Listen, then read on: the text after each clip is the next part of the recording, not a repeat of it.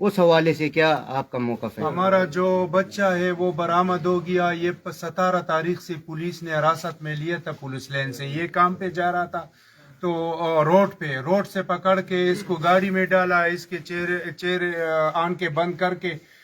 پتہ نہیں کہاں کہاں اس کو رکھا، مارا پیٹا بلا وجہ، نہ کوئی جرم اس نے کیا، نہ کوئی کسی سے بد کلامی کی، روڈ کے اوپر اس سے موبائل بھی پولیس والوں نے لے لیا، موٹر سائیکل بھی لے لیا اور ملنگ اور 42,000 روپے بھی لے لیا جو اس بندے نے دیا تھا، کام پہ جا رہا تھا، اس کے کام پہ جا رہا تھا، اس کا موٹر سائیکل بھی اس کے ساتھ موجود تھا، بائک وغیرہ بھی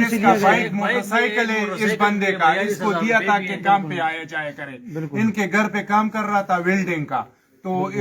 راستے سے اس کو اٹھا کر، تو یہ ملنگ چوکی نہیں ہے ادھر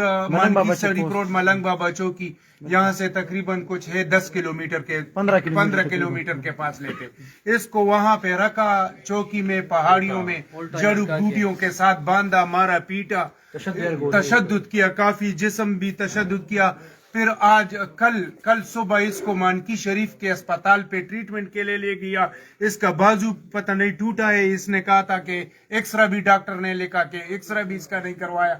تو وہاں پر ان کے اوپر بھرپور تشدد کیا۔ یہ کیا نام ہے اس بگوڑے کا؟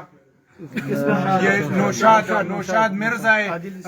خشک کا رہنے والے اور عادل سچوئے۔ یہ جو پولیس ہے یہ نااہل لوگوں کو سیٹوں پر بٹھایا ہے، ظالم لوگ ہے، اس کی ماں رو پڑی، اس کی ماں کا ہارٹ اٹیک ہو گیا،